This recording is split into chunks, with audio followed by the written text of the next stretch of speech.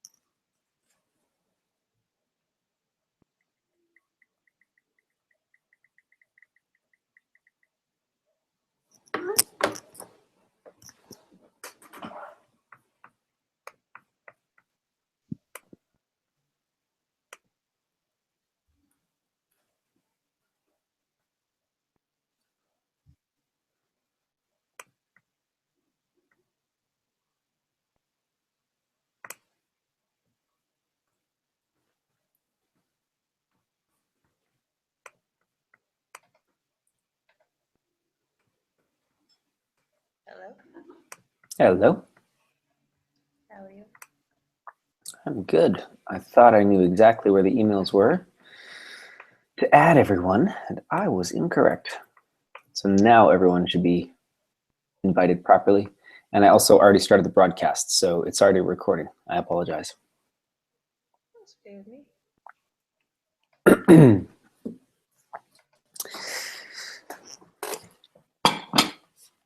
Still learning. Still learning. Oh, I didn't even check if I look okay. You look fine. Oh, good. Oh, good. And Do not color my calendar. In my drawer. you say don't color your calendar? Yes. I have adult coloring books, but I also have a calendar, and the calendar is mine. Yeah, those coloring books are all the rage these days. Okay. Yeah, and it's also a great meditation for oh no, I made my Harry Moores. Megan does one. It's mandala coloring, so it's like you do it as you.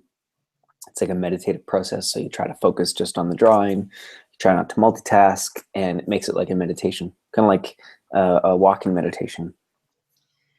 I'm a big fan. I've been doing it a lot lately. Cool.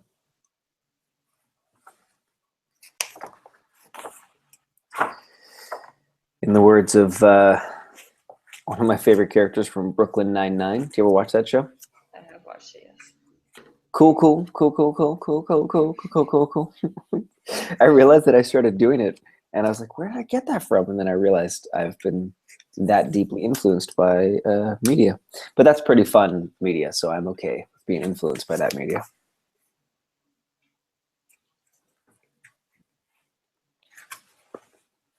I love how timely people are. Well, in their defense, I did just send it like 4 minutes ago, so. It's true. I texted them not that long ago, but that's because I was on a phone call and I didn't see your email. But I've reminded them umpteen times in the last little while. Well, I don't know. It's one of those things. We have to be careful what we say here because we're already recording. But I've just found in this in my career as a trainer and now in business, it's like part of it is that you can do everything within your power, that there's always something more that you can do to have people show up on time, or to be on time yourself, or have peak performance, or however you want to call that. But in the end, there is one other element that a lot of people don't like to acknowledge, and that is grace or spirit or God or whatever you want to call it. And that's the other part that some people just won't show up on time, no matter how freaking hard they work, and or no matter how hard you work. Rather, they could if they worked really hard at it, but no matter how hard you work, to have them show up on time. And then sometimes it's just a timing thing. Like, it took me years to meditate on a consistent basis, and I was convinced, I was absolutely convinced of how important it was. I'd felt the benefits and the difference, and still it took years to make it a daily habit. And still I miss some days. So go figure.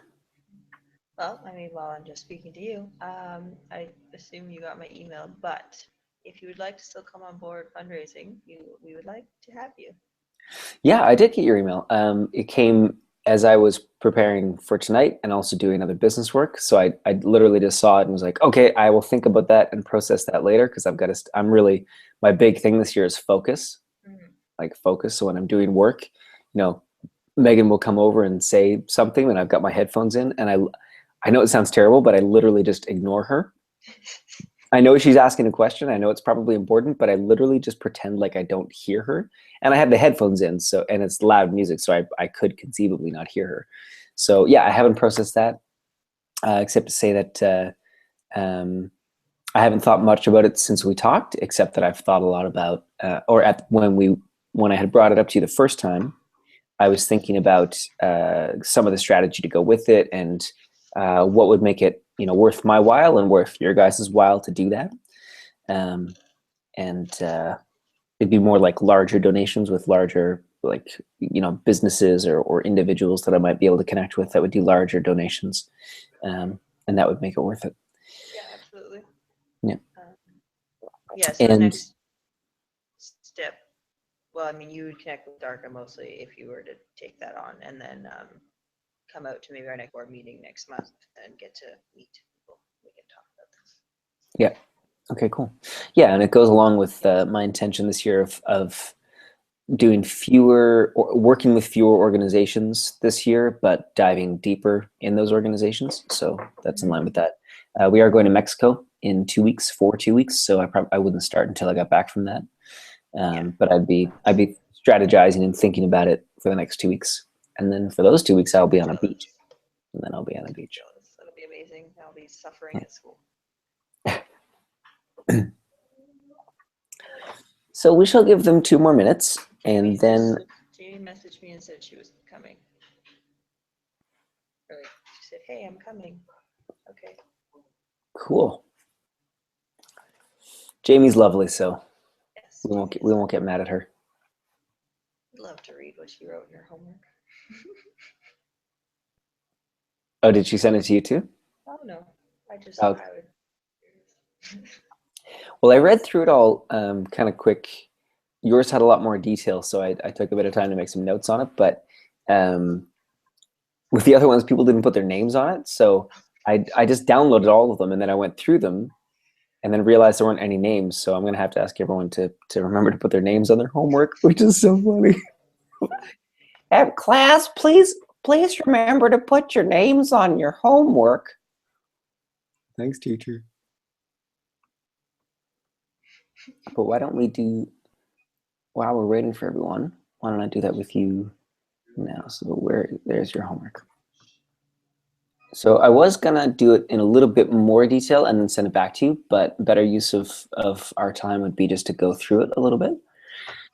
If you're open to that, since it's okay, since you're coaching, I'm coaching you on a video. So this would actually be really great material for everyone else who's listening back to the call, because this relates actually to everybody. So the class officially starts right now in a very different way than it normally starts.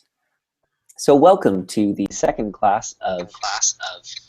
Oh, and hi, Mark. Could you mute yourself? because we got some echo. Oh no, it's skipping. Not skipping, it's just echo. Oh no, my screen is. Yeah, my screen is lagging. Okay, I'm gonna try. Could you mute yourself for now so we can keep going with the call? Oh, sorry. It's all good. It's just technology. Hi, Jamie. Hi. So for some reason, when you talk, we don't get any echo, but when Ness talks, we get echo.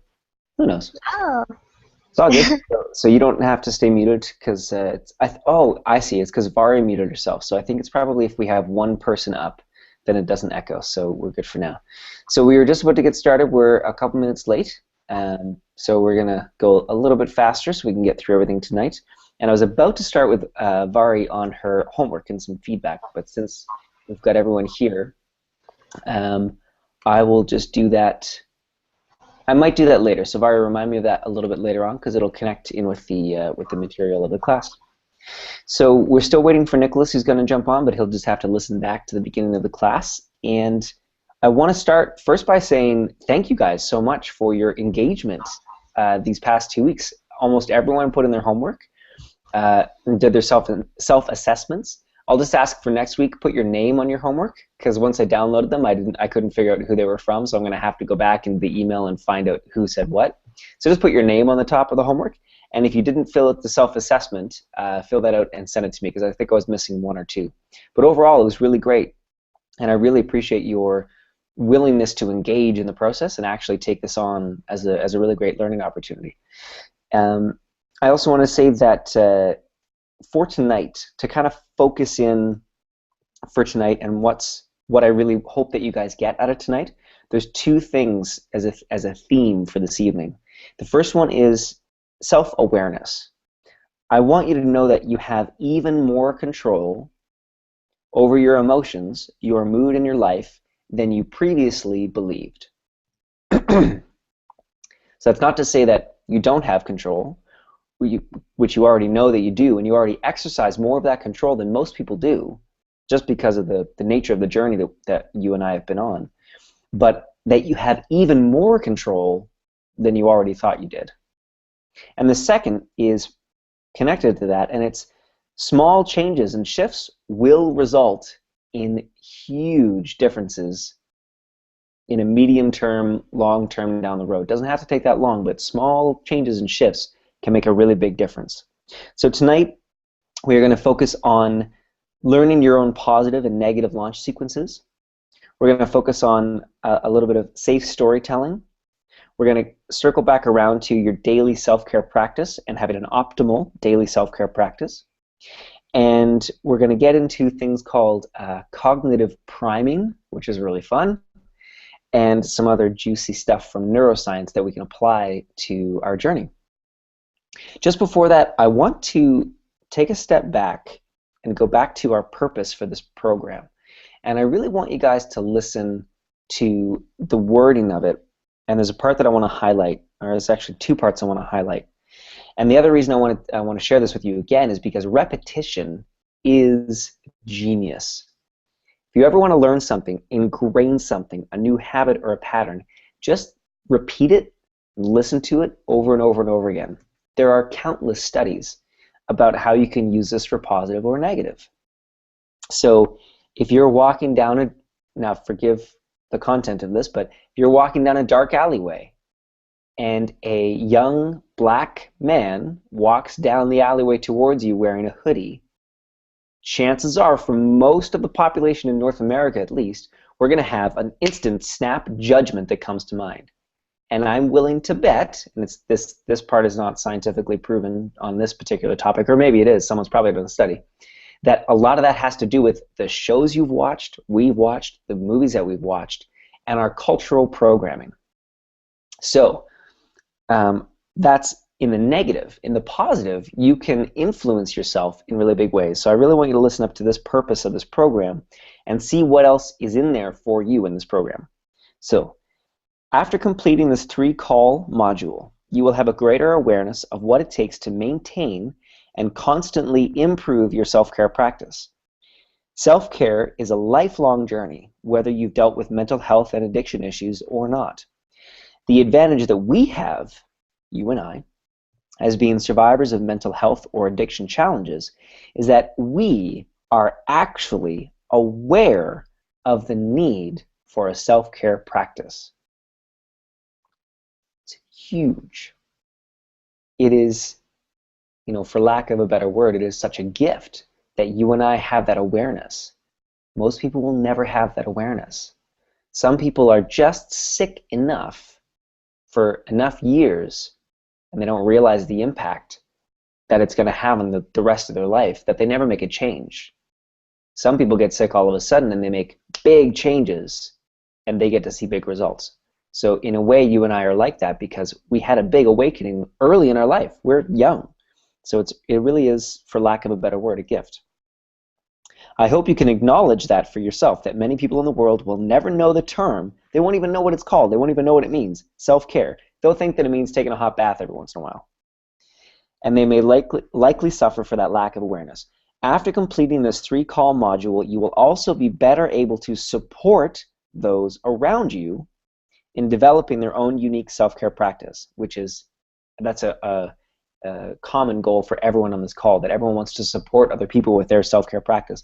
But that only comes as a function of focusing on your own self-care practice. So you can't skip that step. You can't just go and give it to everyone else. You got to get it for yourself first and then give it to others. Just like the tired saying, if you're on a plane and it's going to be crashing or it's going down, you put on your own mask first and then you can help others put on theirs, which is the whole theme of these first 3 calls, is your self-care practice. Okay. Awesome. So I want to do a quick review. So I'd love for if you can pop up on the chat box, or if you're able to come in on the audio. Let's see if I can get my chat box up here. So the blue square on the right, there's a fly in here. Blue square on the top left-hand corner will get you into the chat group on the right-hand side. And I want you guys to share, from last class, what is different now this week, or sorry, 2 weeks later? What have you changed in your life? What's different? What do you see that has changed or shifted? Because you're spending the time, you're putting in the effort, you want to see the results and the changes. So type in the chat box, or you can pop up one at a time and share what's different now than 2 weeks ago. And we'll take 1 or 2 shares.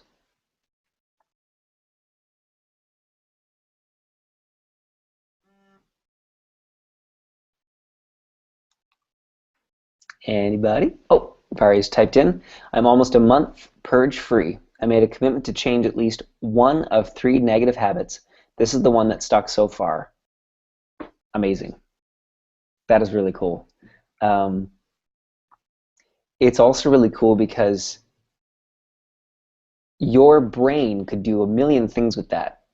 So once you've hit that 1 month mark, or even, here's the thing, even if you never actually meet that 1 month mark this time around, and I'm not saying that's going to happen because you've got some great momentum, but you can now bank that as a specific result that you caused, and you know how you caused it. You can see all the things that you did or didn't do that led directly to that.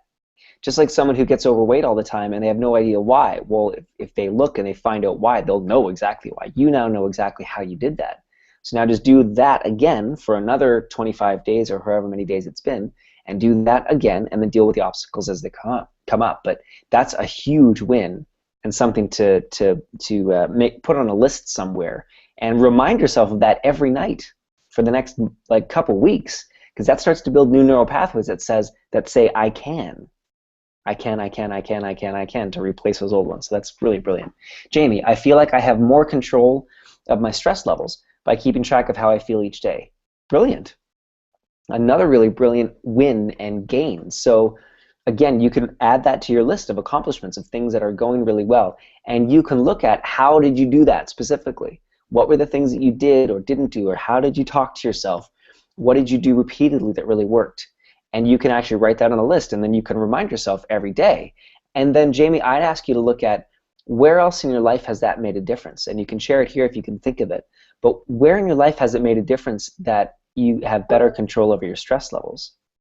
Because I imagine, like, in your family life, maybe in a specific relationship, at school, being able to focus better on your work, like I imagine there's some specific places where that's made a big difference. So if you can think of what those are, I'd love to hear them. And Ness, if you've got anything to share, we'd love to have you chime in and see what you've been able to shift.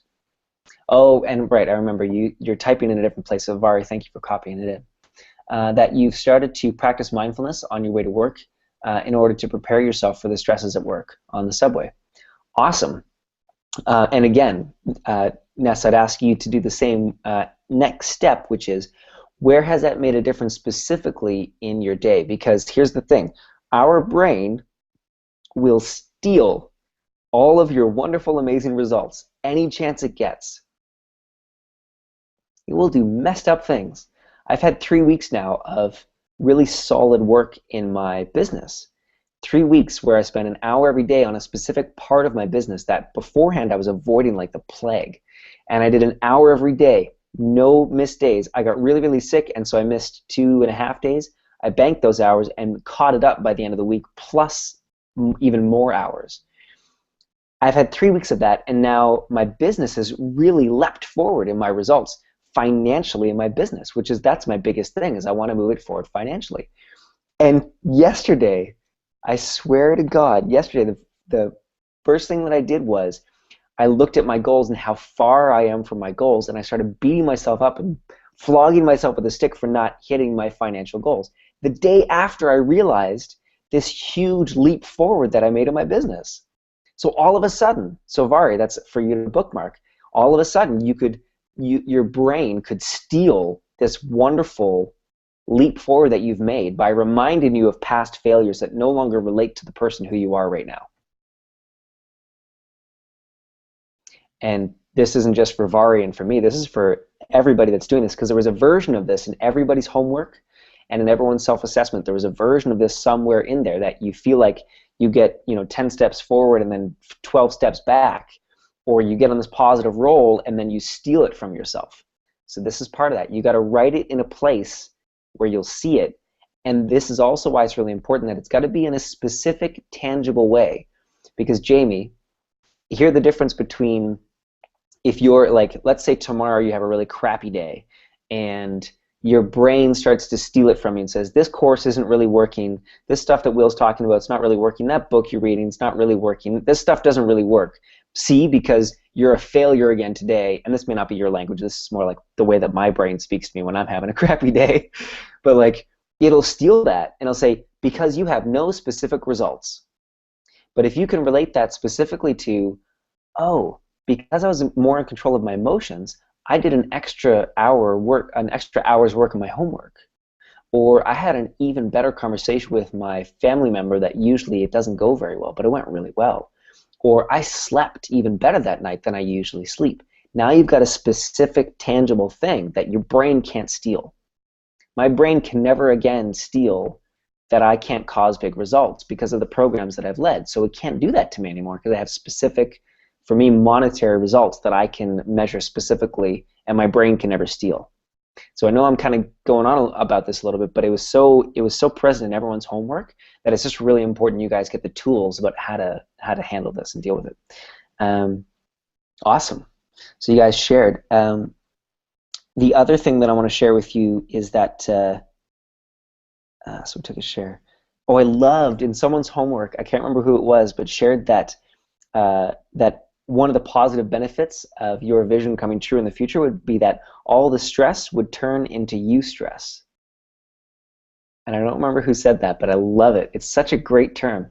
And it's from what I remember, it's when a bridge, you can have a bridge has stress on it, or maybe it's the other way around, it has eustress on it. But as soon as you are a person or a human being and you attach a meaning to it, it becomes negative, stressful. Or I can't remember if it's eustress or the other way around, but anyways, a bridge doesn't care if it's got stress. But humans look at that stress and we go, oh my God, things are bad, when really it's just the same as the bridge that has pressure on it. The bridge either breaks or it doesn't break, but humans have varying degrees. We're not even broken, but we have this little flip out. So I really love that. And I also want to ask you guys to keep pulling this process towards you. it's kind of like this. It's like, in a way, I mean, I'm more with you in this process than the example I'm going to give, which is a trainer at a gym. Like, you and I are in this process together. Whereas a trainer, not exactly. They're kind of telling you what to do, and I hope this comes more across like we're in this together. But the trainer's magic only works when you work, which you guys are doing, and it's great. I just want to ask you to keep pulling that towards you so you can keep having those really great results. The other thing that I want to mention, people, for some reason, I'm really popular on text messages right now. I don't know why. The other thing that I want to share is last week's class. I'd really encourage you to re-listen to it, and then also to re-listen to this class, because even though we're spending a lot of time on what might seem like basic things, they're really not basic things. And the story that I want to use to illustrate that is this. I've been re-listening to an audio program that I listened to about 10 years ago. And 10 years ago, I listened to it, I think 2 or 3 times through. I really had this material down. I'm re-listening to it again now, but really in depth. And I was talking to my business mentor, because it's a business training program, and I said, you know, I really don't like this woman because she keeps talking about getting into a peak state, and I've got to be in a peak state to work my business or else it's not going to work, and I don't like being in a peak state because then, you know, things come out of my mouth that I don't know what I'm saying because I'm in this peak state. I'm emotionally worked up. And she said, Will, I've known that woman, the trainer that I'm listening to this audio, I've known her for 15 years. I've been to all of her courses. She's never once used the phrase peak state. You learn that from somewhere else, and you put it on top of her training, but she never says that. So go back and listen to the audio program again. Take the cotton balls out of your ear, or the translators in your ear, that turn what she's saying into what you think she's saying. And it's the same thing in this training. I'm not nearly as brilliant as the trainer that I'm currently listening to. And even without that, there's so much good stuff in here from you guys, from this whole process, that if you listen to over and over again, will really make a difference, especially the first 15 minutes of this call about, you know, putting specific markers to the ground that you're taking. If that's all you did every day for 30 days, you would have incredible leaps forward. I swear to God. Yeah, so that's what I want to share about that. So I also want to know I read in your homework what you guys committed to doing, and maybe you could just type it in real quick. What's the 1 or maybe 2 self-care practices that you've been doing really consistently, like more consistently than the others, maybe even every day or almost every day since our last class? And just type those in. I have to go grab the power cord that my wife stole from the computer. But if you type those in, I'll be right back.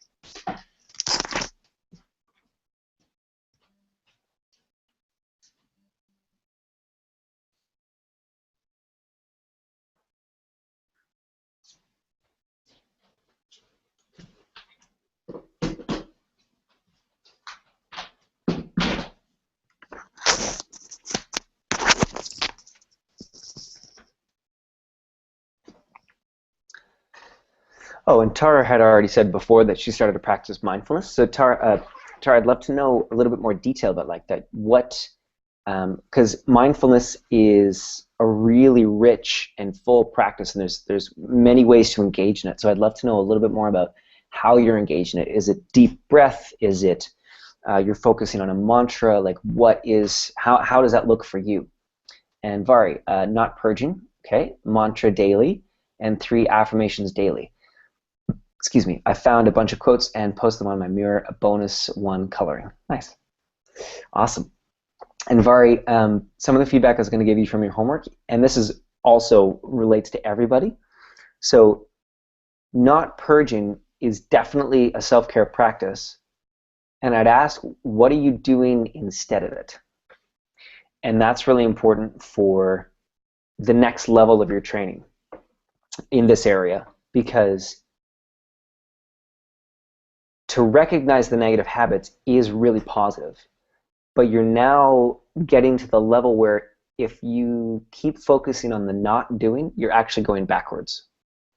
I think personally, and this is, you know, you guys are your own experts, but this is just what I think for you, Vari, that right now, because you've done that great work, you know a lot of your triggers, and there might still be more work to do there, but I think you might want to start shifting your focus from having the majority of it on what not to do, or the negative triggers, or what sets you off negatively, and start changing that ratio so that it's more on the positive side. So my success ratio, or my ratio that I find most successful, is 99% of the time I focus on what is working, how I want to feel, what I'm moving towards, and 1% of the time on what's not working. You need that 1% to catch those things. But if you start messing that ratio, then you start, I find for me anyways, I start going negative in the other way. Jamie, spending time with my pets for like at least 10 minutes per day and journaling about my feelings before going to sleep. Beautiful, brilliant. And Vari, you can also add in what, if Tara was able to add any more details, that would be great. So the next thing is mantras and the context for this program. So it's perfect that Vari was talking about, that she already mentioned, the affirmations. So mantras, affirmations, both great terms. Some people like to call them declarations. Whatever term works for you. It's whatever's the most juicy for you. Currently I like mantras, or I like, there's different language that'll make it even more fun for you. But you find what word works for you. So for the program, as like the context for the program, remember we talked about a context as like the umbrella that everything else falls under.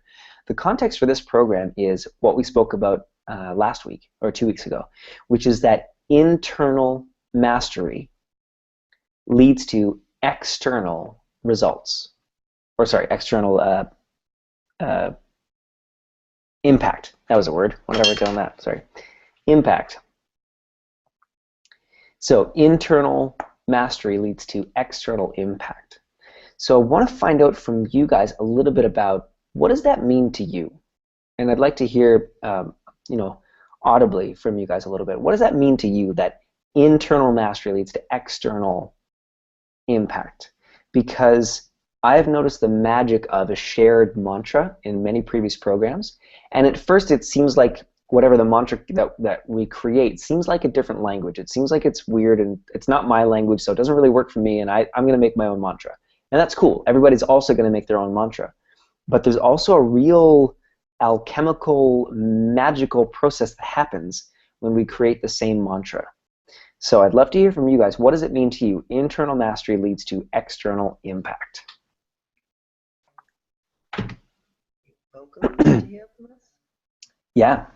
Okay. To me, that means by taking care of myself and mastering my own skills and confidence levels, I can have a greater impact on the people around me. Beautiful. That's great. Jamie and Tara, anything from you guys?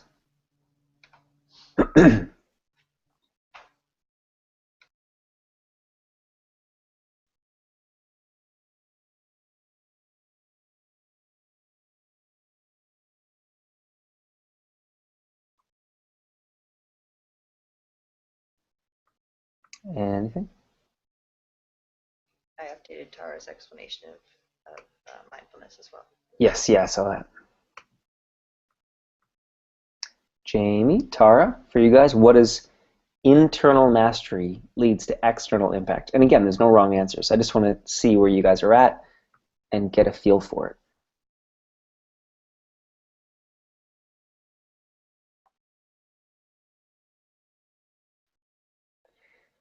No takers?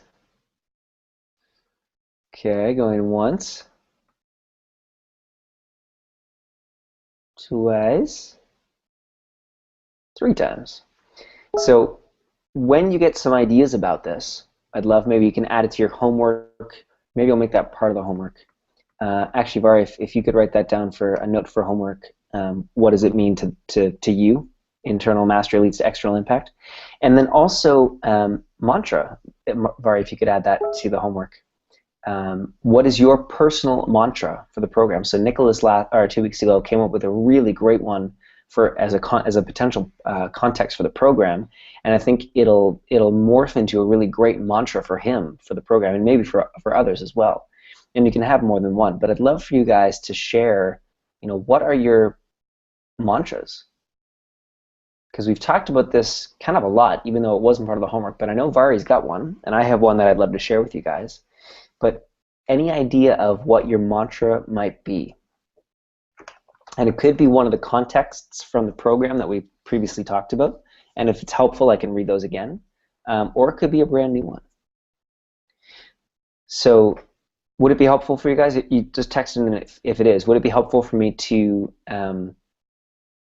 read the context from the program before? Like, did you like those enough that you might want to make them your mantra, or no? We won't take offense. It's okay.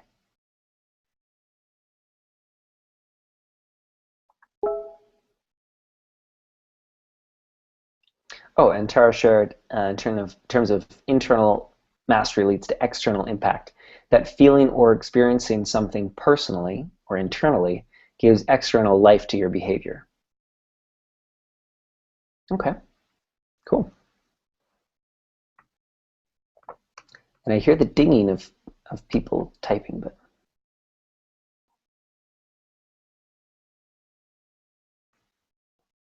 okay. So I need you guys to give me a bit of a faster response on questions. I know it's online, and there's always going to be a bit of a lag time, but Tara says, yes, please read them again. Okay, cool. And I will also read you one of the ones that I used to use that was very, very effective for me. So some of the context for the program, and this is part of what I love about this work, is you can get really creative. I don't like it necessarily when someone says, here's your affirmation, now read it every day. I go, I don't really like it. I want to kind of create my own thing. So sometimes I use pre-created affirmations from others, and sometimes, most of the time, I make up my own. So some of the words you can throw into your mantra that you create. Words like leadership, train the trainer. Nicholas is a really great one, understanding, not solving. Leaders stepping up and finding and creating their role. Fresh legs of leadership.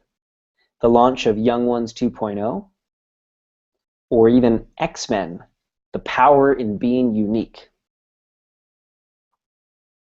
So those are some of the contexts that we created for the program. So just take some notes for now. Just take notes on what you think your mantra might be.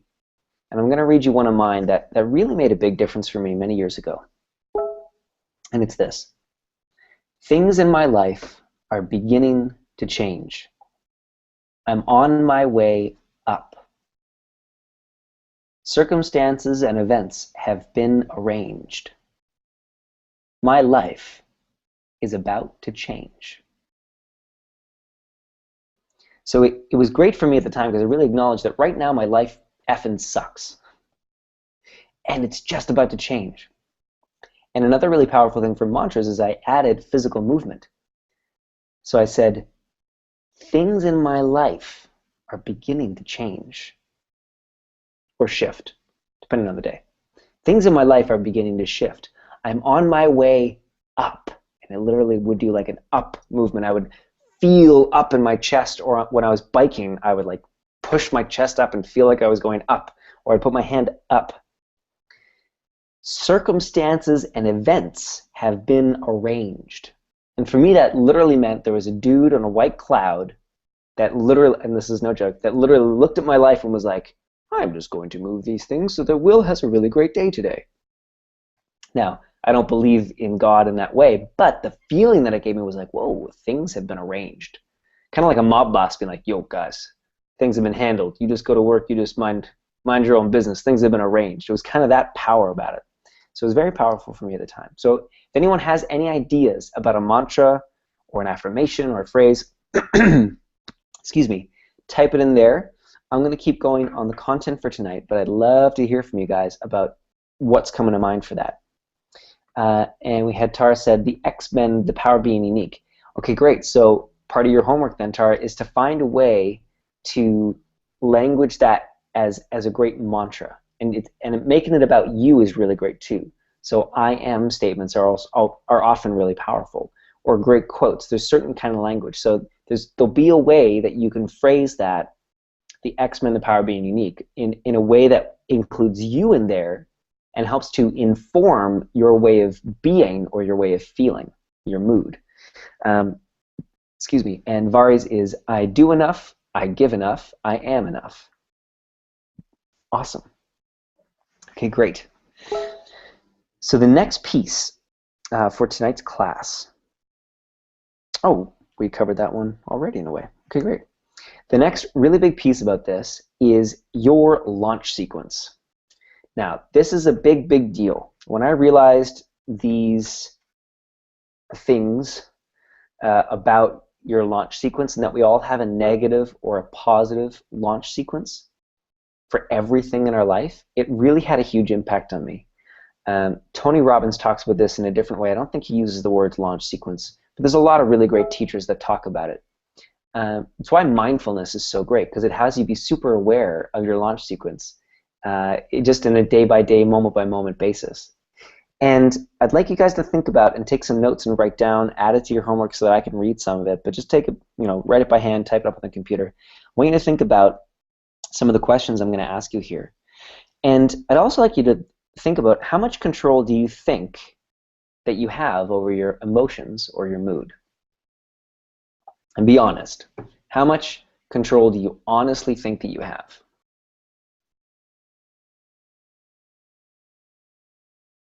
I'll pick a number. 10%, 50%, 90%, 100%. And again, there's no wrong answers. This is just an exploration.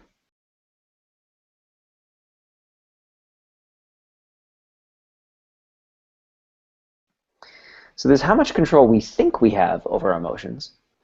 And then there's the truth about how much control we actually have over our emotions. Now, I don't know if you read my Facebook post from about 3 days ago, but I shared about how I had a really crappy day where my emotions, the ogre, got the best of me, and I couldn't get out from under it until the next day. And I got out of it much faster because of the things that I did, but it was one of those times where I just had to let the ogre sit on my chest for a certain period of time and kind of let it pass. This too shall pass, and just make it okay that it was there. Now, most of the time in my life now, that doesn't happen anymore, but it does every once in a while. So if I'm going to be honest with myself, I can't say, oh yeah, I've got 100% control over my emotions for sure. I've done the seminars, I've done the work, I meditate, and all that stuff. If I'm really honest, I would say it's 90 to 95% control that I have. Now, I know that the truth is that I have 100% control. And if I'm being honest with myself, it's about 90 to 95%. Now, for the purposes of this course, I don't really care. We don't really care if we actually have 100% control or if it's 90% control. But it's somewhere in that range, which means that we get to feel great almost all the time. So if once in a while you have an ogre come sit on your chest, that's where I experience it. I experience this weight on my chest, this feeling in my stomach like there's simultaneously a lava flow and also someone vomiting, and it's a boulder all at the same time in my stomach, and I can't get the loneliness out of there. If that's going to happen every once in a while, it's not the end of the world. It's like once in a month or once. Oh, there's my wife. It's once in a blue moon. Not a big deal. Now, Tony Robbins and many other social scientists and people like that would say we have 100% control. So that's what we're going to work towards. But I want to preface all this by saying, don't beat yourself up if every once in a while you have a shitty day. Who fucking cares? Most people have a shitty life. You know what I mean? Like, most people have a life that is just good enough, but it's kind of shitty, and they just never actually address it. So if we have an actual shitty day where we just, couch it, lay on the couch and watch movies, it's really not the end of the world. We'll do better tomorrow. Now, a neat little thing to preface this with as well is that I'm reading in a book. It's called Thinking Fast and Slow. It's a really great book. I wouldn't recommend you read it because it's all neuroscience-y, geeky time. It'll suck up a lot of your time. But for me, it's my joy, pleasure time that I spend. But it reminded me of a great study where people put a pencil in between their teeth like this, which gets your mouth into a partial smile, even if you don't mean to smile. That alone changed their results in how much they liked a speaker that they were rating. So they did it, they did all their double-blind stuff that they do, and the people with the pen or pencil in their mouth rated the speaker as a better speaker, more likable, more accurate, and all of that. Same with people that were nodding their heads yes. Same thing versus the no. So little things like that have a big difference. I've been experimenting since that funky day. One of the things I've been doing is smiling, stupidly smiling. Like even when I'm not actually happy, I just noticed that I started frowning like unconsciously, like I'm having a shower and I'm like really serious while I'm scrubbing my hair. I don't know when that started, but I'm now noticing that because of mindfulness. And again, this may seem like a bit of a rant and like it's not the content of the class, but it really is the content of the class. Like if you're waiting for like the useful bits or the training, like this is the training. I hope that this works for you guys because this is my training. I'm learning more and more that I do these whole manuals, and then really the good stuff comes out when I do kind of stream of consciousness stuff. So I'm in the shower and I'm scrubbing my hair, and I realize I'm frowning, and I don't know when that habit started, but I'm frowning. So I just started smiling. And yeah, it looks dumb as F. You know, it looks ridiculous. And if someone saw me in the shower, if there was a camera on me in the shower, it would look really weird. It would look very strange because they'd see me go from like frowning to smiling, and then also moving in a different pattern because I realized that I get out of the shower the exact same way every time. And I brush my teeth the exact same way every time. And I turn up the lights and I go to bed the exact same way every time. And that starts to create grooves and patterns in my brain, which has an impact on my emotional states and my mood. Your mood is just your continued emotional states. I want to say that again because it seems like just a thing to say, but it's actually really important. Your mood, your consistent emotional feeling, like if you generally are, I'm going to go kind of left field here, and I apologize because I don't have the science to back it up necessarily, but I mean, I had the personal experience and experience with clients, and there is science, but it's not conclusive. But if you've got a mood called depression, as I have had many, many times in my life, that mood is influenced by each individual emotional state that you're going throughout your day. If you can shift your emotional state consistently in small increments towards a new place, you'll change your mood. That's why there's some people that are just happy people. We think of Jamie and we see a happy person. We think of, I don't know, some comedians. We think of cranky person like Louis C.K. He's in a cranky mood just all the time. And we love him for it because he's funny. But if you want to shift your mood, and this was in your homework, everyone said this, not in these words, but like basically this in this way, I'm just languaging it a little bit differently. If you want to shift your mood, you want to focus on shifting your emotional states consistently throughout the day. So how are we going to do that? We're going to get into the how very shortly. But I want to ask you guys a couple questions and to write down your answers to it. So first one, when was the last time that you got in a funk, or call it extreme moodiness, as I've started calling it, or you might call it depression? When was the last time you got into that? And what did you do to get into that state? And can you guys hear my steam radiator in the background? Is it distracting? Bar, if you could just type in yes or no if you can hear it or not.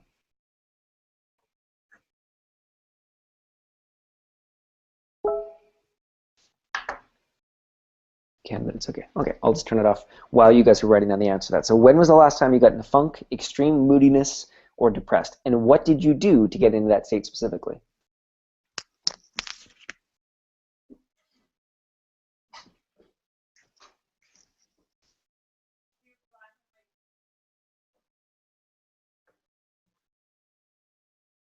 Next.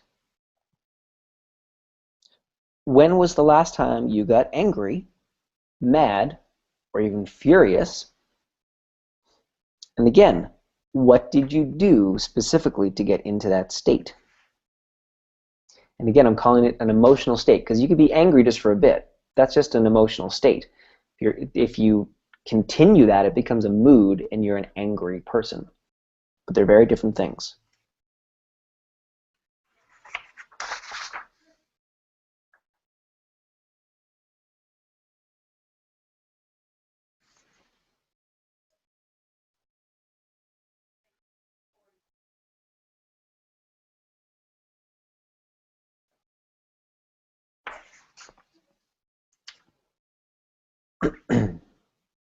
Okay, next one.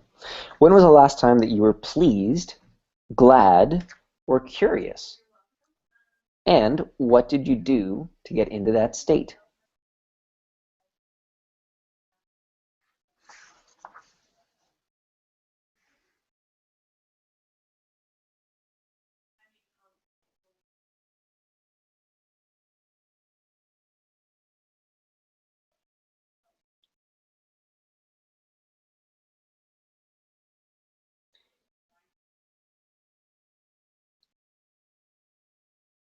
And lastly, when was the last time you got crazy happy, overjoyed, or over the moon? And what did you do specifically to get into that state?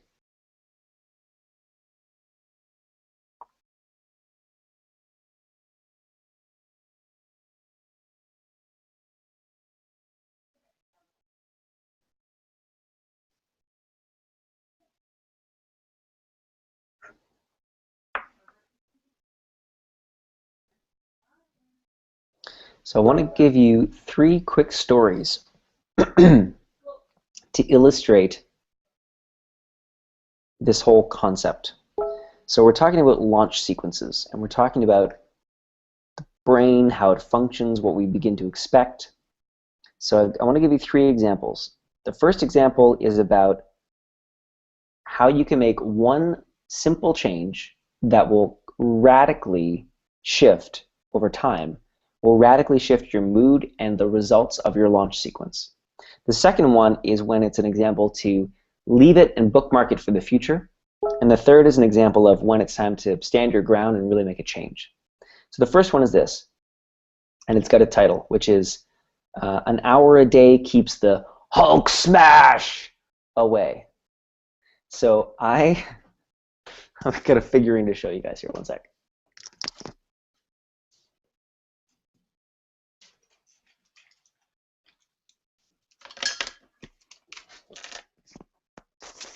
This is my Hulk, and he's got prayer beads and stuff on him from my many travels. There's actually more, but then you wouldn't be able to see the Hulk. He goes smash, and he actually makes sounds too.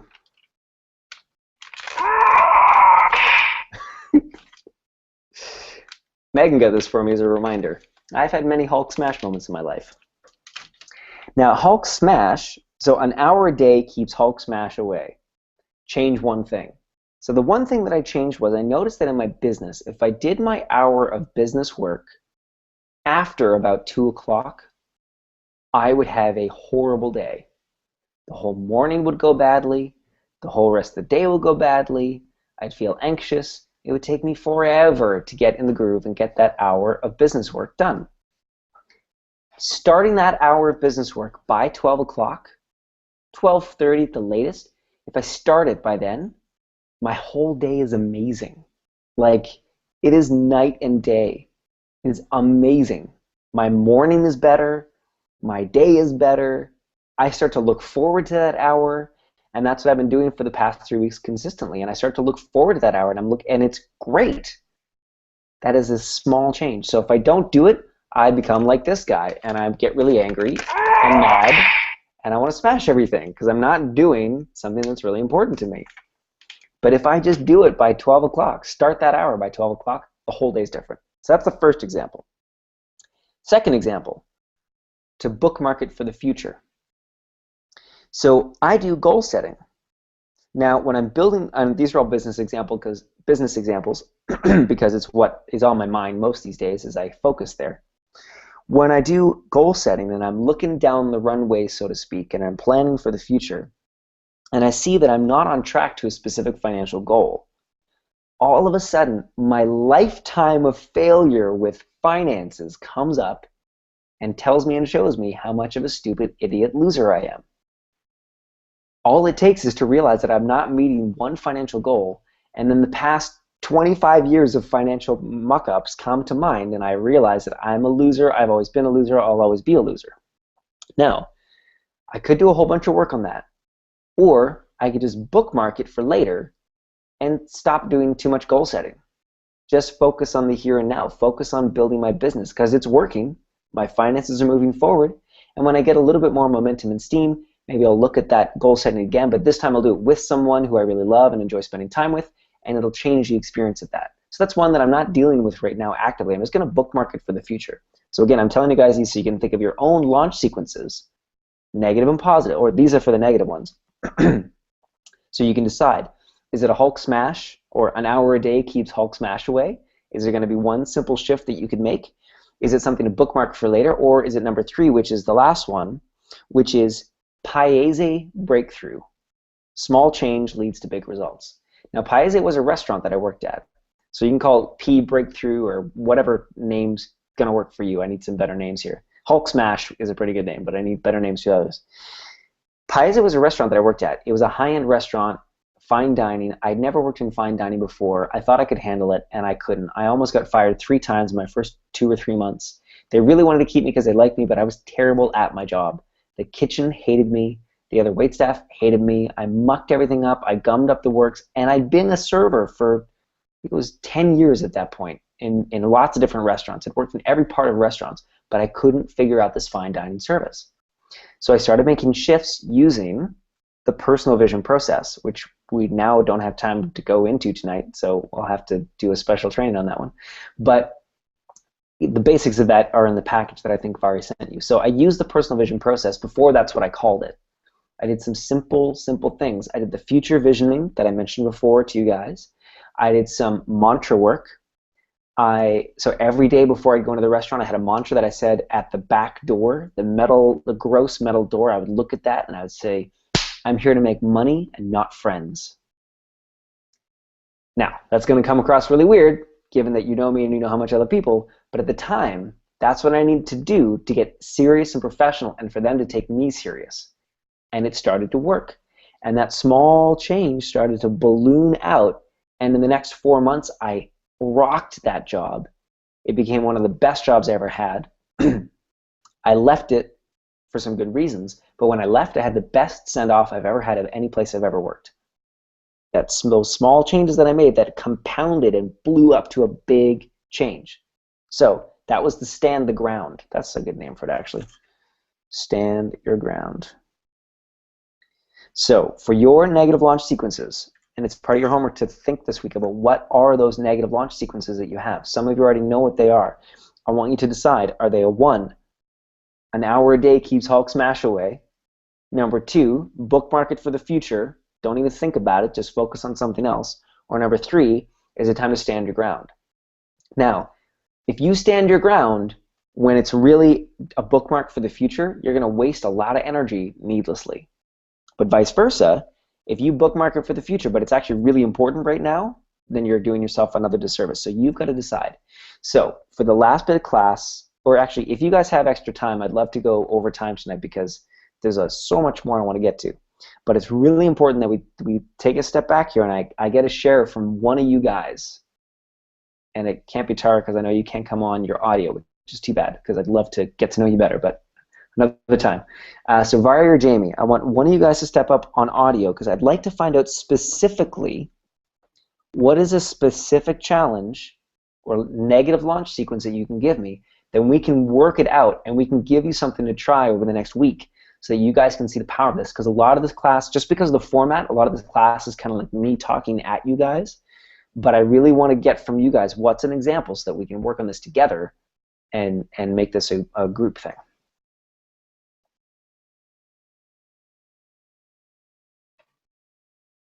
Okay, I have one. Okay, great. I mentioned it in my homework, but it's probably the best place to start because it's most relevant right now. So recently, because my goal is not to purge, my anxiety is heightened. So, and because I'm in school, on the weekends I tend to set a goal or an expectation for myself to complete a certain amount of schoolwork in a day. And then if I don't, and then I become very anxious about not accomplishing this goal. But then that drives my avoidance of the goal and the desire to purge. So then my options become purge to relieve the anxiety, or do something unrelated to schoolwork to avoid purging, which usually means sleeping. Either way, the day goes by and I accomplish very little. And the less I accomplish, the more guilty I feel, which then drives me more not to do my work because then I start thinking about how much of a failure I am, how lazy I am, how I should do better. It becomes a very vicious cycle of not accomplishing anything and beating myself up about it, and end up in bed watching TV hoping the next day will be better. Yeah, so damned if you do, damned if you don't. Pretty much. Yeah. Yeah, we've all been there, right? Like this is not just it's not just Vari, and I've dealt with it a ton. So it's not just me and Vari. It's probably everyone on this call, and it's actually probably everyone on the planet. So this is training for all of us. And again, it's not like I have a magic answer, a magic bullet. All I can do is just train you from what I've actually experienced, and we'll see if it makes a difference. So what do you think it is? Do you think it's an hour a day keeps Hulk smash away? Do you think it's bookmark it for the future, or do you think it's a stand your ground?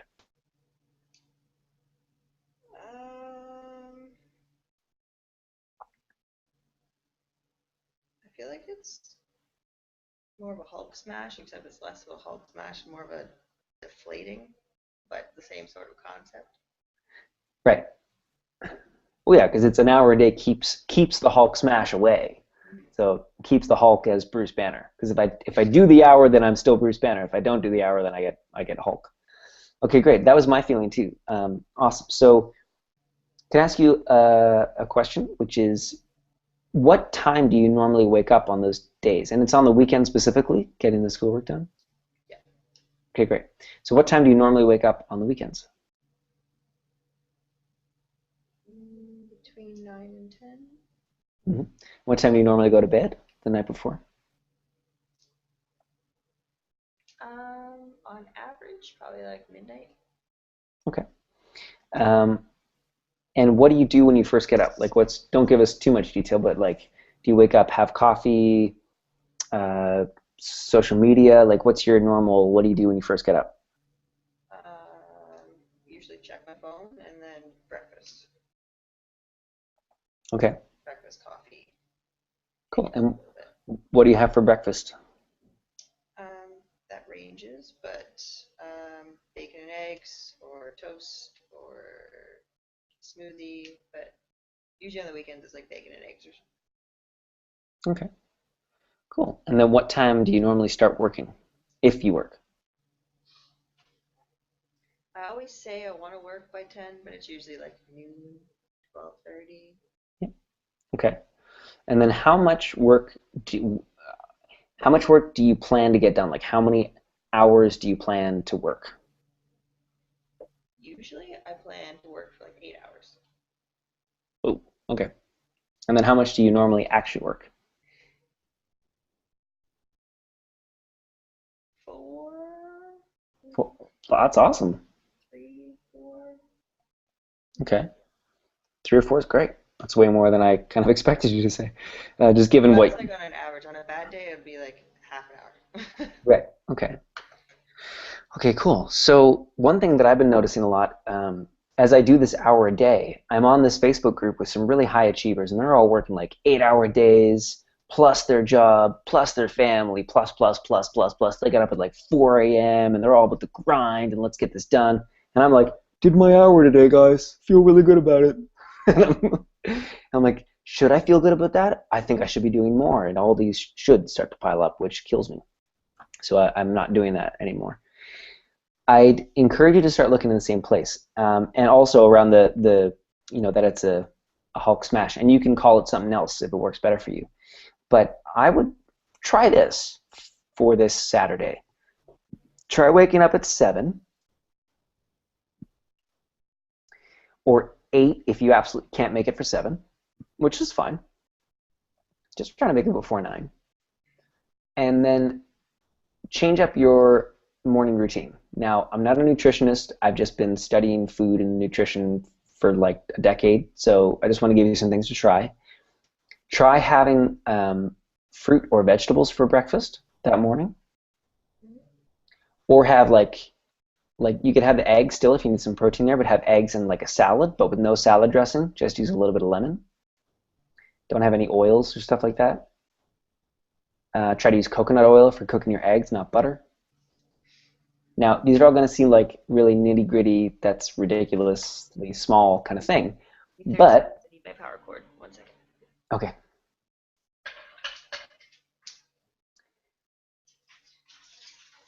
As we see her box of Twizzlers in the background. Listening. So those might all seem like really small, nitty-gritty things, and they're not. These are all small things that can balloon out to make a big difference. So waking up earlier, eating a lighter breakfast that's based more on fruits and vegetables, less oils. Still have your eggs if you need to, but less oils and fats. Don't have the bread or the bacon. Bacon's quite heavy, hard to process in the morning. Delicious. I love it. But I pick the days that I have it. And then for your work, try this. Set the clock for an hour. And you can use, I can send you it and just send me a text to remind me. If you search online for mindfulness bell, you can find websites where you can set a timer and it'll go 60 minutes, and then it's an audio bell. It'll ring through your computer like this. And that tells you that your hour's up or your half an hour or whatever you want it to be.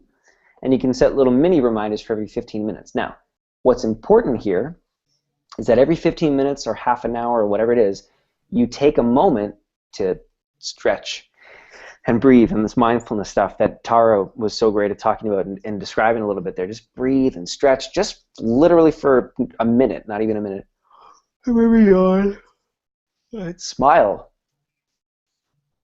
Do a power pose or something silly, or play Justin Bieber and dance. No one's watching. And then get back to your work. And do that every 15 minutes or half an hour, especially in the hour, every hour. And every hour, you want to get up and shake or stretch or walk around. Do that 4 times, and that's 4 hours, before you eat your next meal. So that would be, you wake up at 7, 8-ish, have your breakfast start at 8 or 9-ish, then you go for 4 hours. It would be from, latest from 9 through 12, 1 o'clock. So you're not eating again until 1 o'clock. Just try it. I'm not saying like that's like what everyone should do, or it's the best thing ever, or it's optimal living, or anything like that. I'm just giving you some stuff to try. If you make it to 3 hours and you absolutely have to eat, that's fine. But just try it out. And then once you finish those 4, then I want you to set a time in your calendar and reevaluate and say, do I need to do those extra 4? And think of them like extra. Because you only ever usually do 4 hours anyways. So technically at 4 hours your day is done. Like, get that. Like, technically you're actually only going for 4 hours. Because you don't normally do more than 4 hours anyways. But what you do is go, I've got to go 8 hours, and then you beat yourself up for never having to achieve that. But if you do the 4 hours and go, yeah, and then say, okay, how much more do I want to do? And you only do an extra hour, you've now done, what I don't know what the percentage is, but 25% more work than you normally do. Which is awesome. Blow that out over time, and you'll start to notice you'll get a different relationship to your homework and your schoolwork. Just as I now have a different relationship to that hour of work I do for my business. It's very rare that I now do. Echoey. Tara, if you could mute yourself again, it'd be great. Or Vari. It's very rare now that I do just 1 hour for my work. I usually do 2 hours or an hour and a half, or I do an hour plus other little things all over the place. So it starts to build on itself. So try those out for now, and that's just a way of shifting your, and going with what you said. If you had given me a different one, like bookmark for the future, or it's something to stand your ground and face it, we would have had a different kind of conversation. But I think because you've been dealing with this for so long, or I found in my experience, because when you deal with something for so long, and then you stand your ground, it's like there's too much, it's like these, like 2 trains coming together. It's like 2 opposing forces that meet. But if you kind of come in through the back door and go, I'm just going to change these little things, change my perspective a little bit, it can really start to balloon out in bigger differences. So try that for now.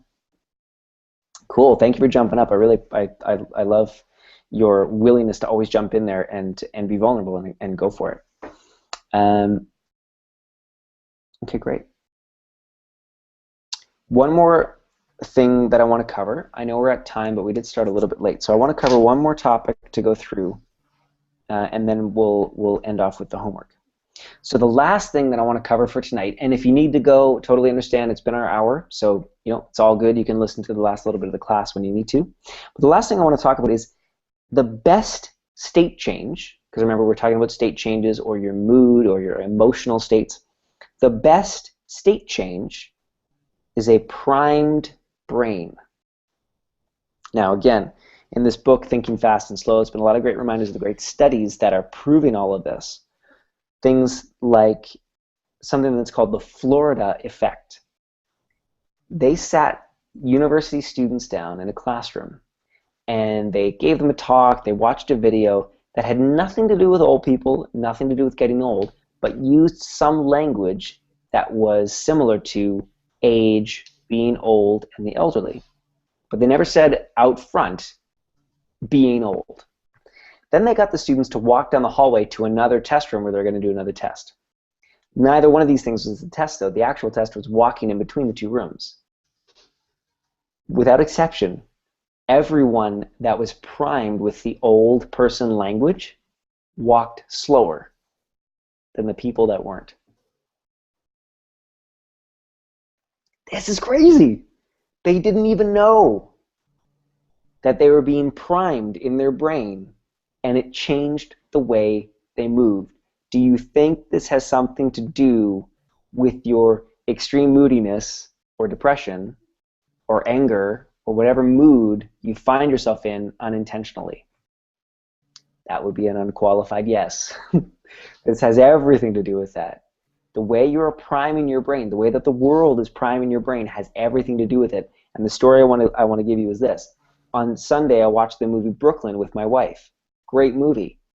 But guess what? It reminded me of all the years when I lived alone, when I had tumultuous relationships, when I traveled the world by myself and always hoping and trying and yearning, and it had this wonderful nostalgic feeling to it and this heavy Irish Catholic guilt that was going on, which is what I had when I was growing up, even though I wasn't Catholic. And I didn't even know the priming that was going on in my brain. And to top it off, we sat around all day because we were tired. I didn't go to church, which for me is really rejuvenating.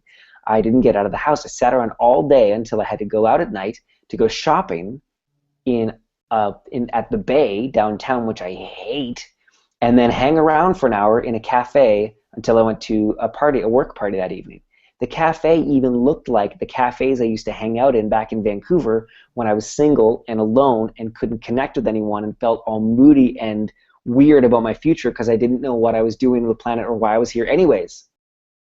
And then I sat in that cafe for an hour after having bought a brownie, which is exactly the kind of stuff I would eat in Vancouver because I didn't want to spend too much money. I just want to hang out in the cafe because I didn't want to go home and be myself again. Like, I'm giving you so much detail here, but I'm just giving you an example of how I primed my brain for a straight 24 hours, and then I wondered why the ogre showed up and sat on my chest, and I couldn't move. And I only saw it a day or two later as I'm reading in this book about the cognitive priming, and I go, oh my gosh, that's exactly what happened. Here I'm thinking that I have no control over my emotions, but really it was a sequence of events that led to that, and it's called cognitive priming. So this is really good news. This means you have even more control than you thought you did over your emotional states or your moods. So question, what would you like your brain to be primed for?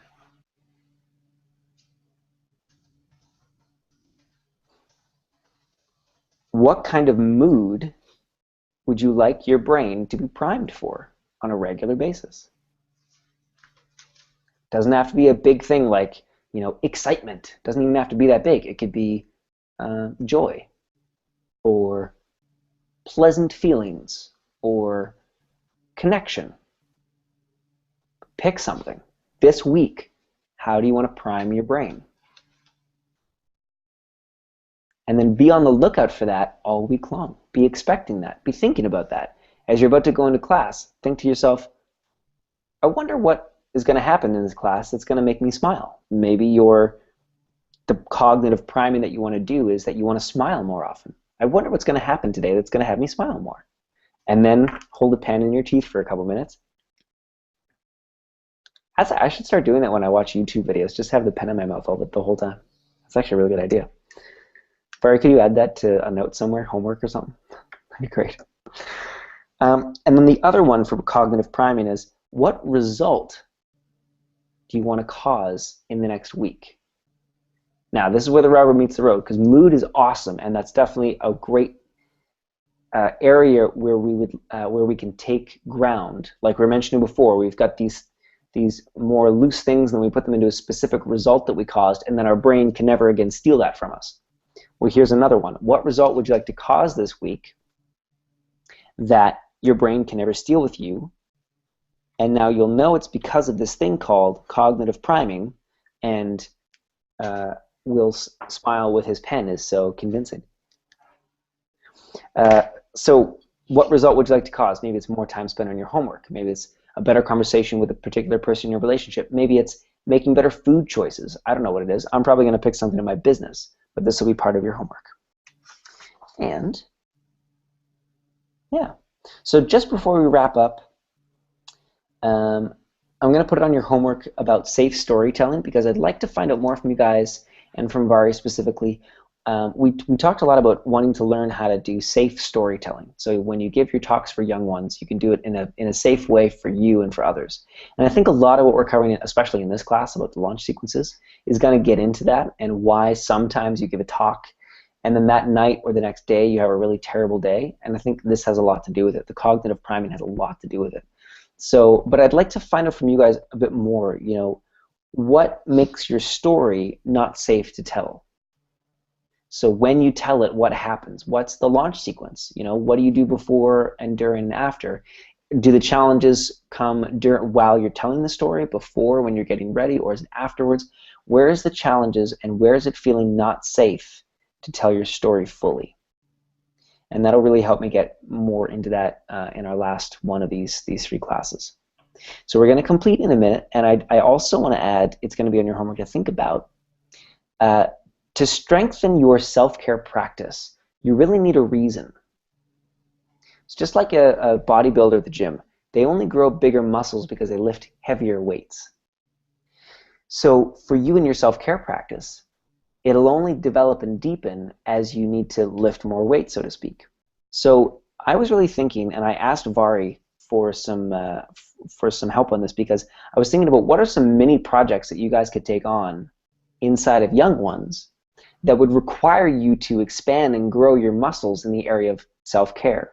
Because for me to lead this program and build my business and be a husband and have a job and stay in good shape and do all the things that I'm doing, I've had to elevate my self-care practice. So just like the bridge we were talking about, if you got more weight on the bridge, it requires more support. So when you put more things on your life, you're going to require more support, and it's growing and stretching. Now, I'm not saying just heap a whole bunch of new things on and overwhelm yourself. That's not what I'm saying. I'm saying just play with stretching a little bit. And some of the projects, I asked Vari what would be some ones inside of young ones, because it's great. You guys could do any project, mini project in your life. And I say mini on purpose. I don't want you to commit to some 6-month saga here. A mini project, 6 weeks, 8 weeks, maybe 12 weeks, that you could commit to. And I asked her for some projects inside of young ones that would really make a difference for young ones, because that's the reason why we're doing this training. So some of the ones that she came up with that I think are really great fits, and I'd love for you to think in your homework. You don't have to. This is kind of optional, and it would make a big difference for you in your self-care practice. So which speaks to you as a mini self-care project? 1, helping to encourage, to find, and to bring in new volunteers for the speaking program and the mentorship program. Number 2, actually going out and getting more speaking engagements, maybe at your school or other clubs that you're a part of, or reaching out to whole new clubs that you're not even a part of to see if it's a fit for young ones or for you to come in and speak on behalf of young ones. Number 3, fundraising. I love fundraising. I think it is one of the greatest platforms for personal and spiritual development. I know so many people don't think that way, but it truly is. I grew spiritually as a fundraiser more than I did in most personal development courses. So if you want any specific advice or to talk on that, I even have a whole program that I did on that, and I could give you access to it specifically about fundraising. So fundraising for young ones would be great. And then 4, having more consistent dedication from all the volunteers. So you guys that show up on these calls are, a cut above most volunteers, that you're showing up, you're engaging. So how could you what kind of mini project could you create to really engage all the volunteers at another level? maybe you could have, like, this is just coming off the top of my head, but something like a night where you invite everyone to get together for pizza, and then you watch one of these training videos. Or you find a 15-minute segment of the training video that you really, really like, and that's part of the pizza night that you have. Like, you could do some kind of project or social media something to really engage volunteers, to show all the volunteers, not just you guys, but all the volunteers to show up at that next level. So those are some of the projects. So we're going to make that part of the homework for you guys to speculate on it. Now, the homework is not that you have to commit to something or take on a new mini project or anything like that. The homework is I want you to think about it, speculate on it, and then consider if you would like to, and we would love you to. So with that, we will finish up with 2 questions. Thank you guys so much for another fully engaged night. It is really a treat for me and for Vari to get to see you guys engaged, and we really look forward to all the feedback when people watch this video too. So we'll end on these 2 questions. And you can answer one or the other, or both. What did you learn tonight? And like one that stands out. And what did you like best about tonight? And you can type that in. I'd love to hear from you. If you can share audibly, that'd be great. But if you need to type it in, that's also great. So what did you learn tonight that stands out? And what did you like the best about tonight?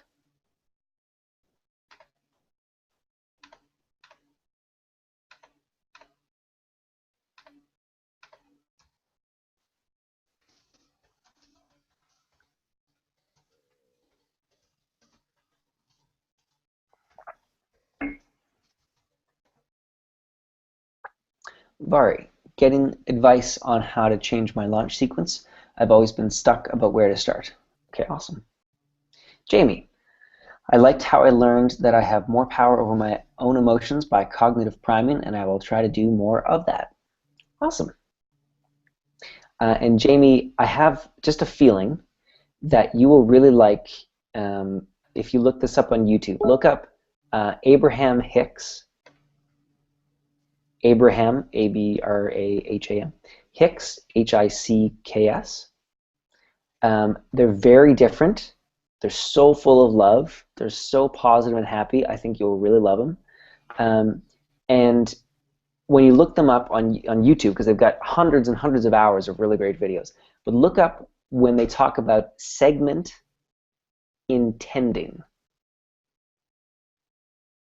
So segment intending. So I can type that in. So Abraham.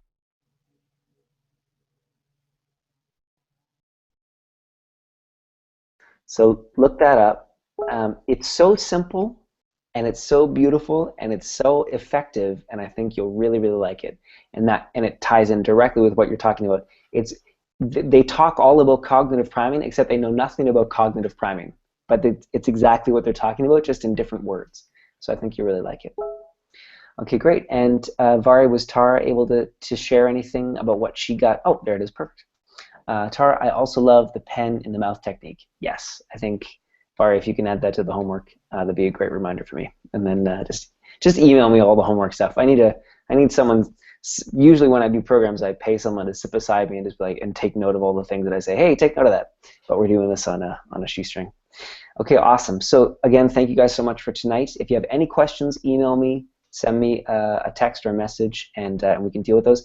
If you want to have a quick conversation with me about your launch sequence, shifting your negative launch sequence to do what I did with Vari, but it would be completely different because you're a completely different person, please email me.